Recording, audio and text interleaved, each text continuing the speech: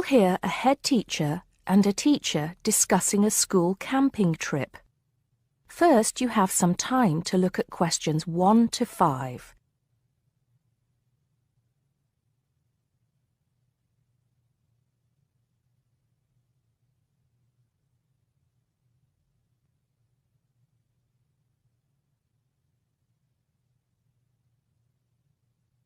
Now we shall begin. You should answer the questions as you listen because you will not hear the recording a second time. Listen carefully and answer questions 1 to 5. Good morning, Mr. Thompson. Can I speak to you for a moment? Of course, Jamie. Come in. Have a seat. I've just finished looking through the reports for this term. It looks like the pupils are doing very well. Yes, I think they are. It's all going fine. So, Jamie, what's on your mind? Well, I've been thinking about next month's camping trip, the one for Year 10. Yes, we've got it scheduled for the 23rd to the 26th, if I'm not mistaken. Actually, I think it's the 24th to the 27th. Let's just check. Oh, right. Yes, you're right. So... Well, I've been thinking about how we might possibly make this year's event even better than last year's. Not that last year's wasn't great, but... Suggestions for improvement are always welcome, Jamie. So, what have you been thinking about? Well, to tell the truth, I wasn't completely happy with the camp we used last year. It was rather small, and I didn't feel that the grounds were particularly well kept. Go on. I did some searching, and I think I found the perfect spot. It's called Shepton Meadows, and... Is that the campsite in the Lake District? No, actually it's just outside Carlisle. It's a huge site, and it's on a lovely lake, Lake Brant, I believe it's called. Half the site is forested, and the rest, the actual camping area, is grassy. For kids that rarely get to see anything more than concrete, it's ideal. And the facilities are amazing. There's a basketball court, a large pool, and a football pitch. There are well-marked trails through the forest for hiking, and the lake is there for swimming and other water sports. I believe there's even a lifeguard service. That sounds like it might suit our purposes perfectly. Did you happen to find out about availability and cost? Yes, as a matter of fact, I did. I called them yesterday evening, and there are plenty of spots available. And because we're a non-profit organisation, they said they would give me a reduction in the price. If I remember correctly, we paid £5 a head last year. Yes, per night, right? Yes, each child paid £10 for the 2 nights. Well, at this campsite, it's only £4 per night. And they told me that if we had over 50 children, which we do, they could give us a further 10% off. That's very reasonable, isn't it? Well, from what you've told me, I think we should probably go ahead and book. Excellent. I'm sure the children will love it. I'm sure they will. Before you hear the rest of the conversation, you have some time to look at questions 6 to 10.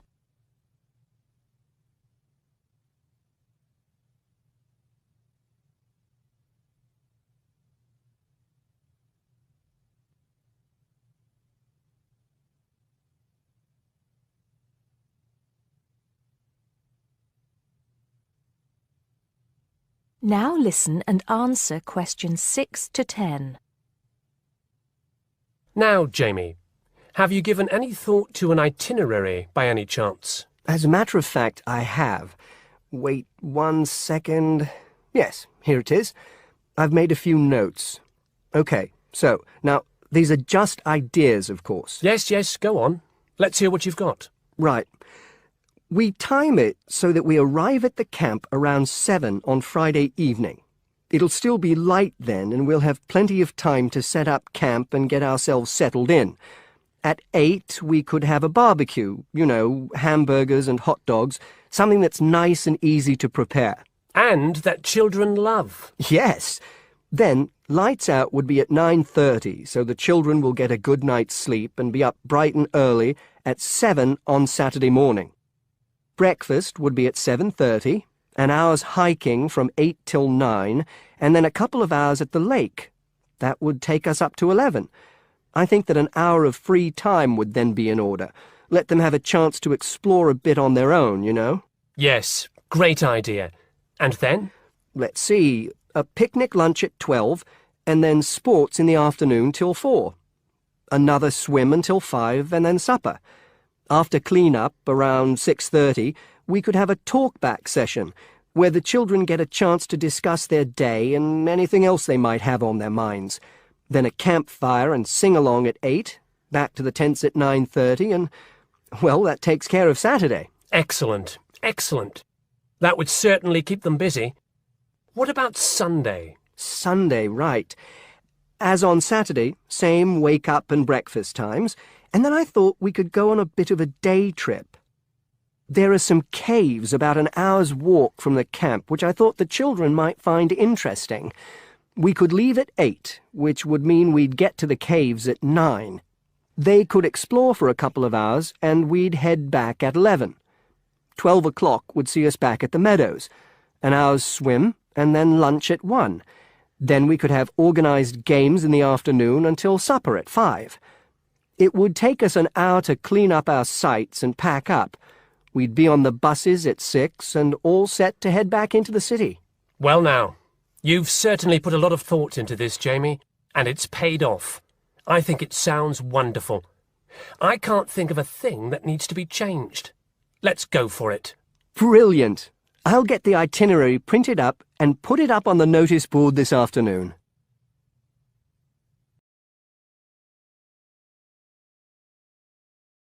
That is the end of part 1. You now have half a minute to check your answers.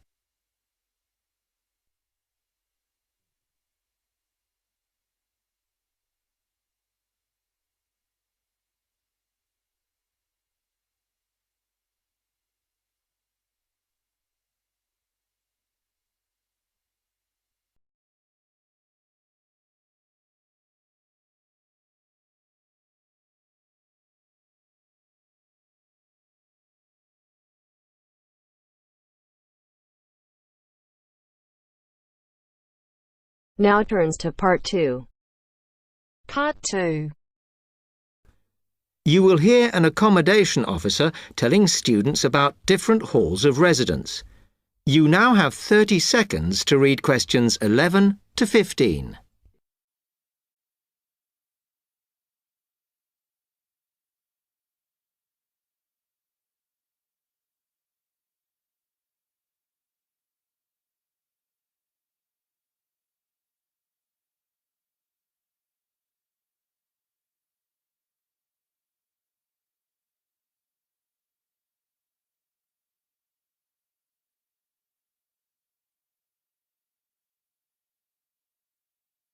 Good afternoon, and welcome to Stanton University. I'm here to tell you about the various halls of residence we have available, should you choose to come here. We aim to offer accommodation in halls to all first-year students, and you'll find there's a good variety to choose from. First of all, there's Brown Hall, which, as you'll see, is not the most modern of buildings, but it is very popular with some students. It's got a good sense of community, some nice refurbished kitchens, and unlike the other halls, it has recently had a gym built in its basement. Another option is Blake Residence, which is built like a large house, and so everybody cooks and eats together. It has its own sectioned-off bit of private garden and is even more peaceful because this is an all-girls residence. Although, of course, boys are allowed to visit the hall and, I understand, frequently take part in cooking dinner. The largest hall we have is Queen's Building, and this has been upgraded recently. The original parking area has been built on so that the hall now has a large common room, and each bedroom now has its own shower room, which many students regard as a real bonus. A further option is the Parkway Flats, which won an award for design in its day. And this building now has a preservation order on it. This has meant that only a limited amount could be done to upgrade it, and the surrounding area is important, so parking is not permitted around the flats. However, the flats do have many extra facilities, such as a special computer room, a small library, and a self-service restaurant. The cost of breakfast, lunch, and dinner is covered in the fees for this hall, so it does look a bit more expensive. The last residence we can offer you is Temple Rise, which again is slightly more expensive than other halls as the rooms are larger. This has got very lovely views across to the coast, and this more than compensates for the fact that bathrooms here are shared between 6 students. However, the hall has domestic staff who clean the rooms once a week, so this is perhaps an attractive option for the messier amongst you. You now have 30 seconds to read questions 16 to 20.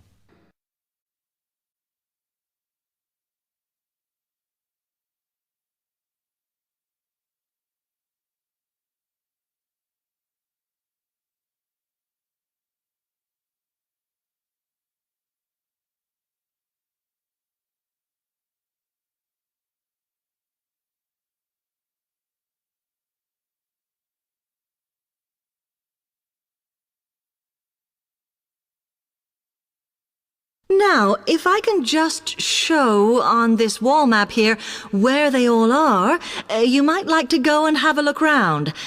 If you come into the main university entrance, at the first junction, you'll find that Brown Hall is on the corner opposite the theatre. So you're nice and near the station here, though I think it can get a bit noisy with traffic. The same applies to Blake Residence, which is directly facing the junction to the university entrance. These halls are often used by medical students and such like, as they're out all day, so don't notice the noise.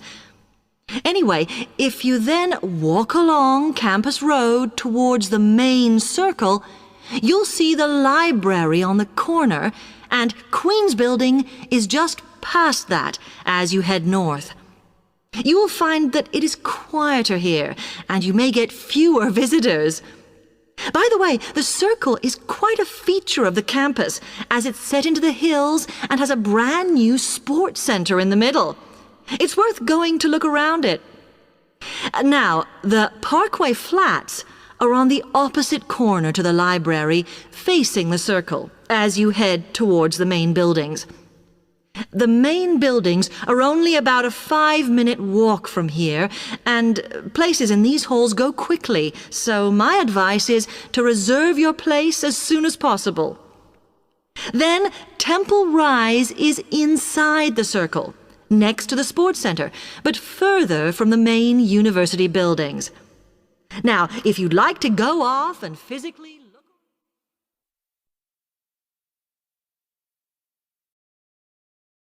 That is the end of part 2.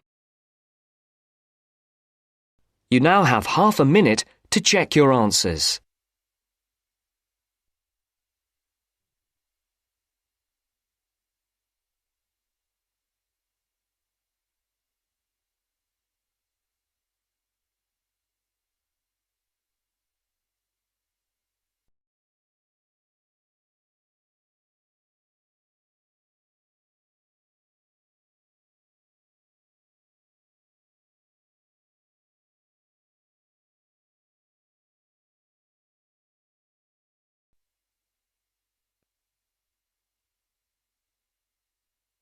Now turns to part 3. Part 3. You will hear a conversation between a tutor and 2 students, Amanda and Jake. First, you have some time to look at questions 21 to 25.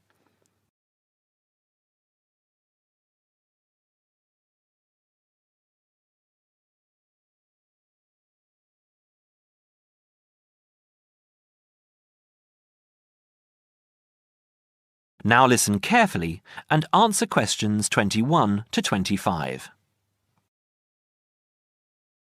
So, Jake and Amanda, How did the project go? Very well, I think, Dr. Hinton. I certainly learned a lot and enjoyed myself at the same time. Me too. So, remind me, what was your project about? Basically, what makes successful people? Let's call them top achievers successful. Yes.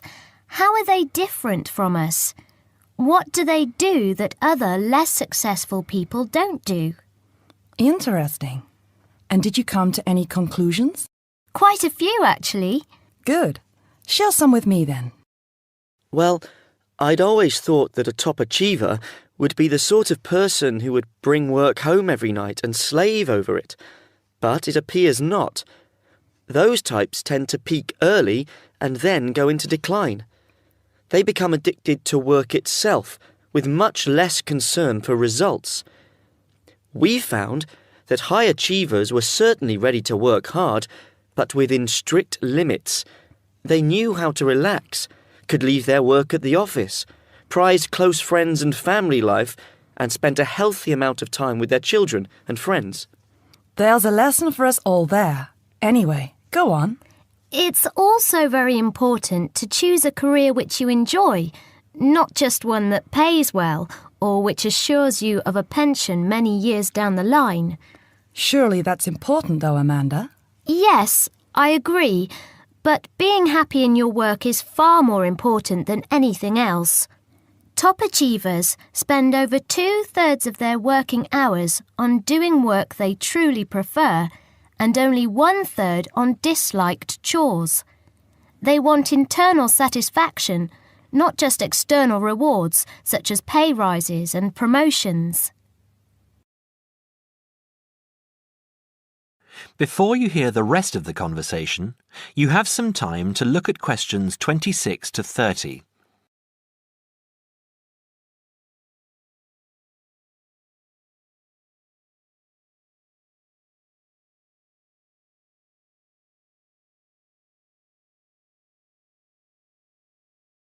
Now, listen and answer questions 26 to 30.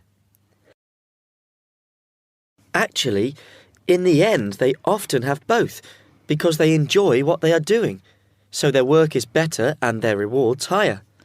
Yes, Jake, that certainly makes sense. Now, can I ask you something? Do high achievers, as you call them, take many risks? Yes and no. I interviewed one business executive who told me he was able to take risks because he carefully considered how he could salvage the situation if it all went wrong. He imagined the worst that could happen, and if he could live with that, he went ahead. If not, he didn't take the chance. Other people prefer to stay in what I heard described as the comfort zone setting for security, even if it means settling for mediocrity and boredom too. Would you call top achievers perfectionists? Contrary to what I expected, no, I wouldn't. We came to the conclusion that a lot of ambitious and hard-working people are so obsessed with perfection that they actually turn out very little work. I happen to know a university teacher, a friend of my mother's, who has spent over 10 years preparing a study about a playwright. She is so worried that she has missed something, she still hasn't sent the manuscript to a publisher. Meanwhile, the playwright, who was at the height of his fame when the project began, has faded from public view. The woman's study, even if finally published, will interest few people. So, what has this got to do with top achievers? Well, top achievers are almost always free of the compulsion to be perfect. They don't think of their mistakes as failures. Instead, they learn from them, so they can do better next time. Well, would you call them competitive? High performers focus more on bettering their own previous efforts than on beating competitors. In fact, we, came to the conclusion that worrying too much about competitors' abilities and possible superiority can be self-defeating. Yes, and we found that top achievers tend to be team players rather than loners. They recognised that groups can solve certain complicated problems better than individuals and are eager to let other people do part of the work. Yes, loners, who are often over-concerned about rivals, can't delegate important work or decision-making. Their performance is limited because they must do everything themselves. Well, it looks as if you two have done a thorough job and learned something into the bargain too. Now, there are just a couple of points I'd like to clarify with you. That is the end of part 3. You now have half a minute to check your answers.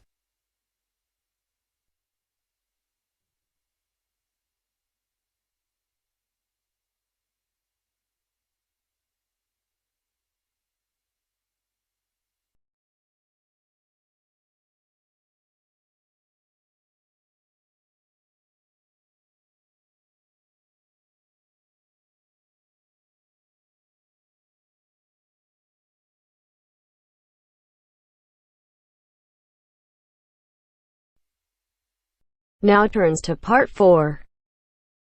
Part 4. You'll hear a lecture on human civilization. First, you have some time to look at questions 31 to 40.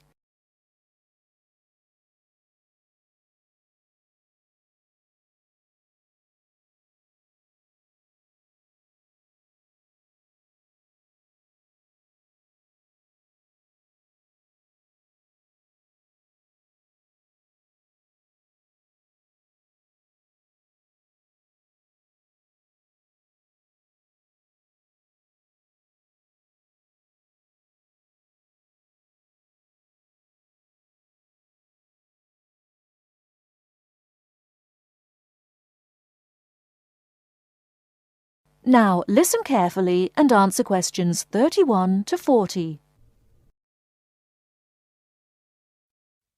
Today in our History Series lectures, Professor Smith is going to introduce the history of human civilization. Welcome, Professor Smith. Good afternoon, ladies and gentlemen. Do you know when human civilization originated? And what's the development of human language? Well, the first 2 stages in the development of civilized man were probably the invention of primitive weapons and the discovery of fire, though nobody knows exactly when he acquired the use of the latter. The origin of language is also obscure. No doubt it began very gradually. Animals have a few cries that serve as signals, but even the highest apes have not been found able to pronounce words, even with the most intensive professional instruction. Apparently, a necessity for the mastering of speech is the superior brain of man. When man became sufficiently intelligent, we must suppose that he gradually increased the number of cries for different purposes. It was a great day when he discovered that speech could be used for narrative. There are those who think that in this respect, picture language preceded oral language.